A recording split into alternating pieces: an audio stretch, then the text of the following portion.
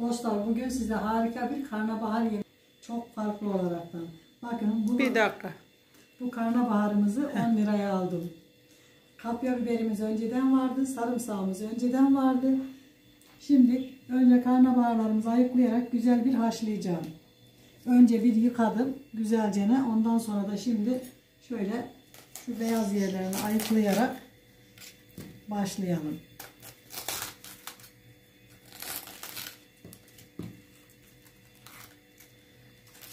liraya da gayet güzel yani. Sevgili dostlar, bugünlerde bunlar ucuzladı. Dün 5 liraya bir lahana aldım. Aha bu tencereyle bir tencere sarma çıktı. Misafirlerimi ağırladı. Bugünlerde pazar biraz sanki ucuzladı gibi geliyor bana. Normalde bu karnabaharın kilosu 10 liraydı.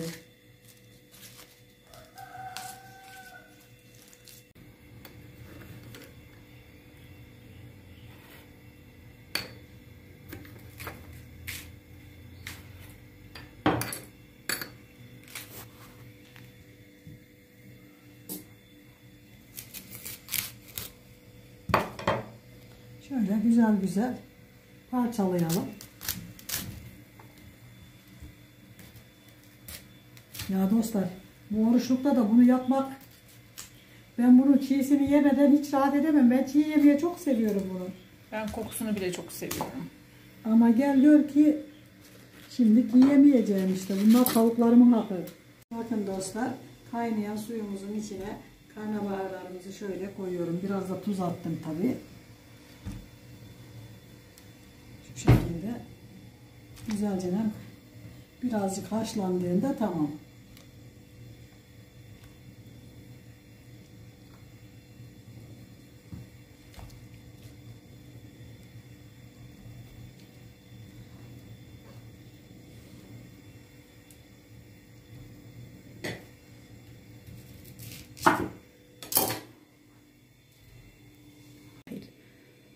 Başlattım anneciğim. Dostlar şimdi 4 tane şöyle yumurtamızı kıracağım.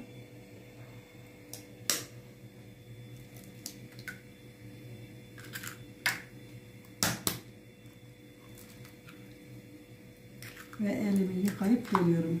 Tabii yumurtamızı iyicene bir çırpacağız önce. Çırpacağım, çok harika. Şimdi 3 kaşık un.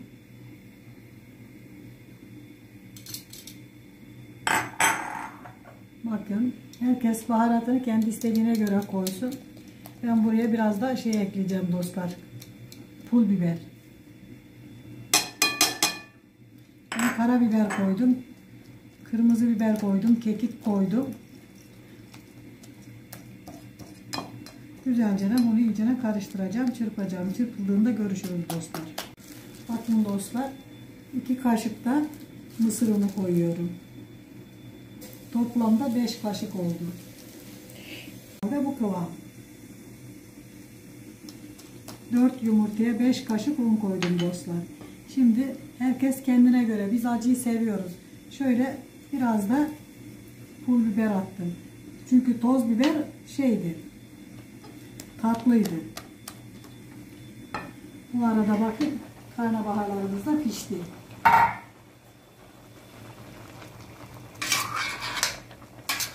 Şimdi biraz da fırında pişecek.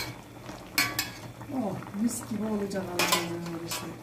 Suyunu süzdükten sonra ne yapıyoruz? Böyle hazırlamış olduğumuz hamurumuza bu şekilde buluyoruz ve şöyle biraz şöyle vurarak suyunun şeyini aldırıyoruz, yumurtasının fazlasını. Ve şöyle tepsimize diziyoruz.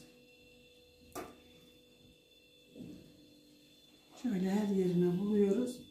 Ve ondan sonra da şöyle birazcık süzdürüyoruz ki fazlasını buraya aksın. Sonra da böyle güzelce sıralıyoruz. İşte işlem bu. Bakın.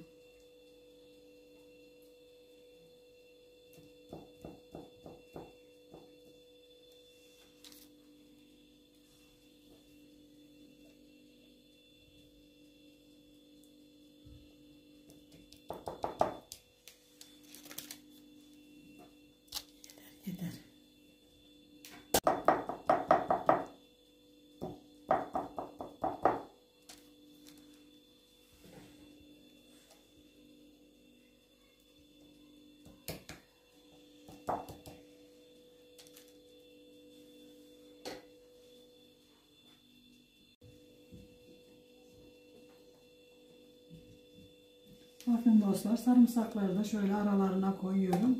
Harika bir lezzet verecektir, emin olun. Şu şekilde.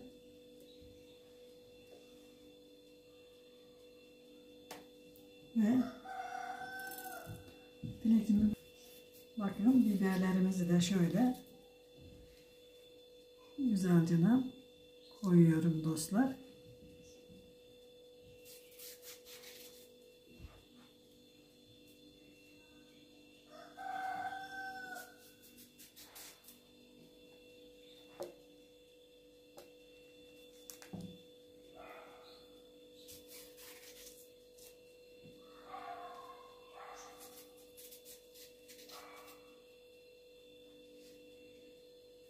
Güzel lezzet verecektir, emin olun.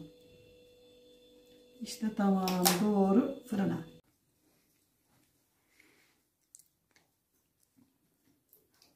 Bakın dostlar, hemen üstünden yiyivermiş benim kızım. Bir de diyor ki niye diyor oruç tutmadığımı söylüyorum diyor. Ben ne diyeyim şimdi? Yemiş işte üstünden. Tadımcı gerekiyordu. Kendimi feda ettim. Dostlar, bizi izlemeyi unutmayın lütfen. Arka tarafın.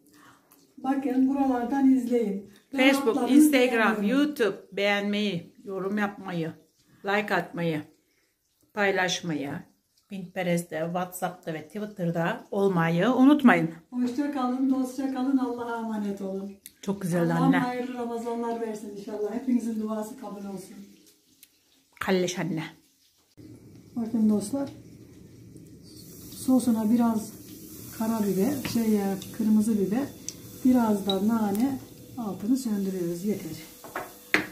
Şimdi karnabaharlarımız harika kızarmış dostlar. Bir de çıkarırsak inşallah. Biraz soğuyarsa çabuk çıkacak dostlar da bizim acelemiz var. Ezan okunacak yoksa.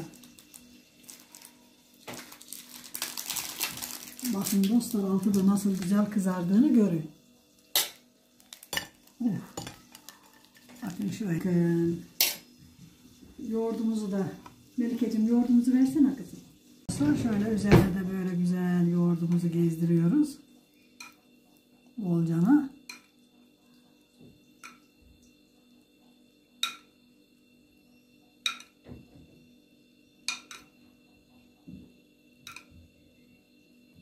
Ev yoğurdu olduğu için kıvamlı. Evet. Ev yoğurdu olduğu için harika gözüküyor dostlar. Sonra da üzerine şöyle yağımızı, çok değil, şöyle biraz gezdirelim. Çünkü hiç yağsız da yemek olmaz, değil mi dostlar? Bakın harika oldu. Mesajı ver anneciğim. Bakın mükemmel gözüküyor dostlar. Yapacak olanlara kolay gelsin. Yiyecek olanlara afiyet olsun. Bizi izlemeyi, abone olmayı, güzel fikirlerinizi söylemeyi unutmayın. Hoşça kalın dostlar.